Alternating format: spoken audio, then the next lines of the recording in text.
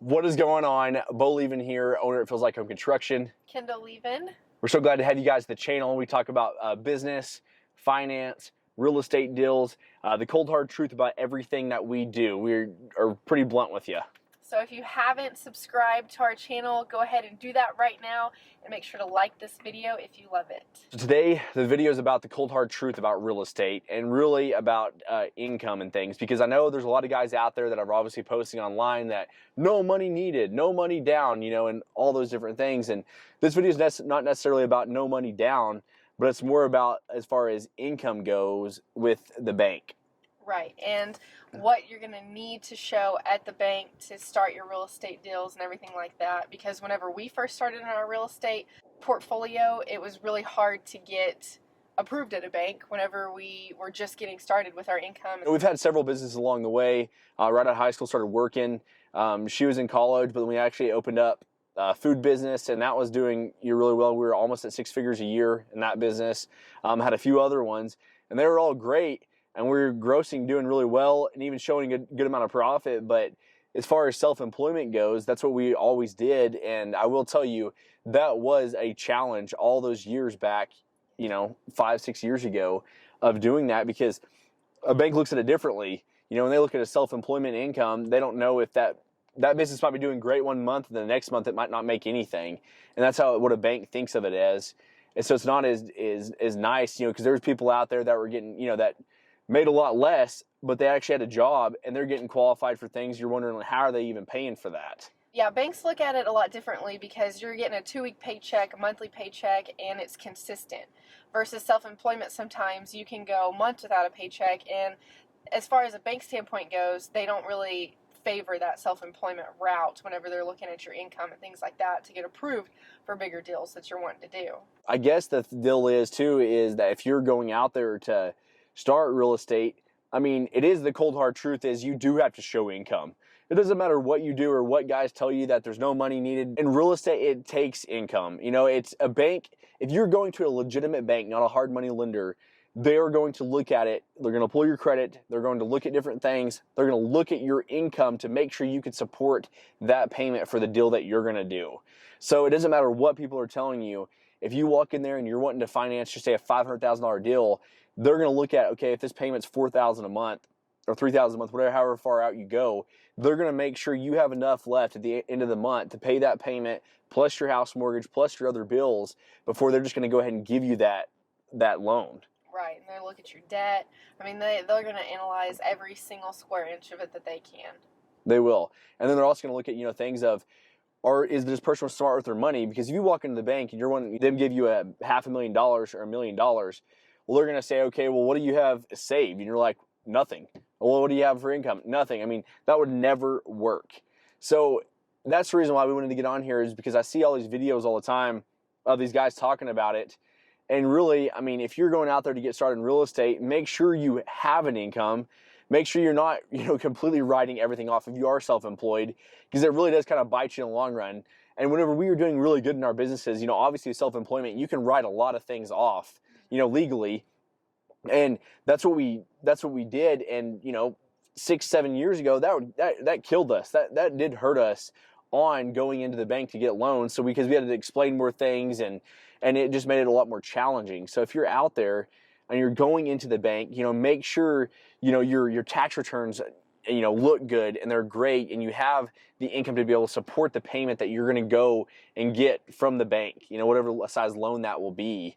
You know, if you're looking at those properties, and obviously, you know, they'll look at the cash flow of that property, but that's like a whole nother video. Yeah, and too, whenever you go in there, kind of how we've talked about in a video before, to be prepared, I feel like they'll ask you, or they might look at maybe experience in a way. So, and if you don't have any, that's where maybe the income can kind of support that, you know, just getting started.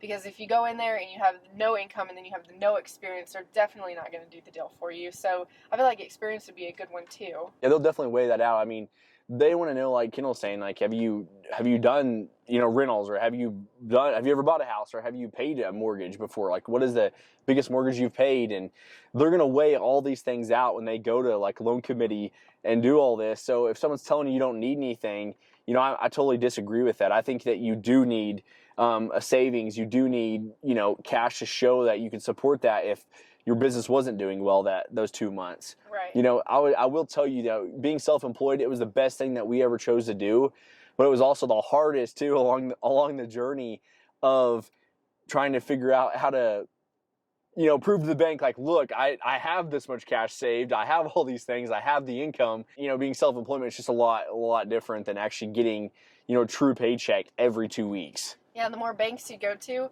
the more that you'll realize the lingo that you should use when you walk into the bank, the things that you need to show them, talk about, you know, points that you have to prove to them. You'll figure it out the more meetings that you have as you meet more bankers. And it can be very discouraging too, because you get so excited, you can see the deal. Even if you don't have the experience, you might have studied it where you know, like, hey, this is a great deal to buy.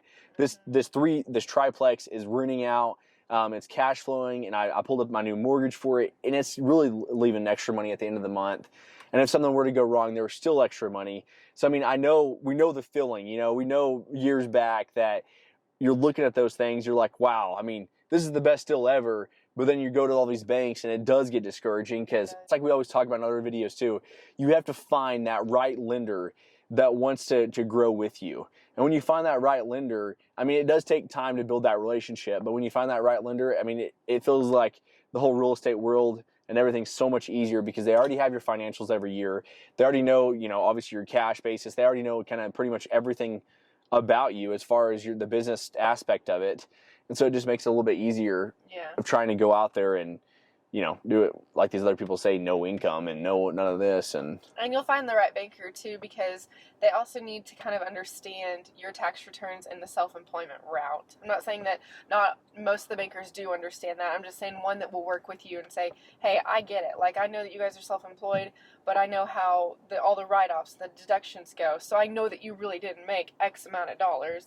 Like, I know that doesn't even make sense, but you'll find that right banker too as well that will work with you on that. Yeah, and finding a banker too that has experience, like Kendall was saying, you know, that does that, you know, that has, you know, cattle or has a side business or runs other things, rental properties, whatever it might be, that understands that aspect of things. Because when you get into real estate, there's so many different deductions, and, you know, when you're buying, you know, other properties and you're doing more deals, I mean, there's so many, you know, legal deductions that you can do.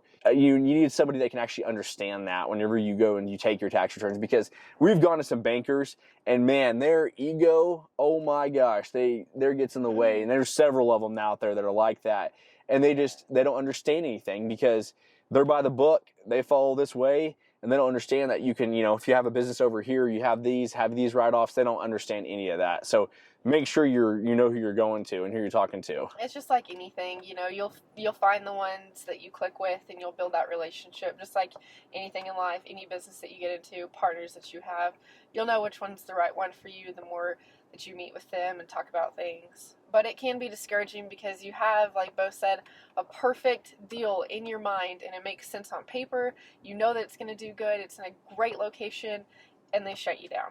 Hey, we've been told ever since out of high school, I'm telling you, the last, I guess, be 10 years now. Yeah. Yeah, I mean, 10 or 11 years, I mean, there's been a lot of no's. And even in high school, too, with businesses there, I mean, there's been no after no after no. But if the only way that if you keep failing, if you keep getting these no's, you just got to go out until you find that one yes. And I promise you, if you keep going out there and you show those right things to the bank, and you show them, you know, like, look, I have good credit, I make all my payments on time, I have good income, I have obviously cash in the bank, you know, for this deal.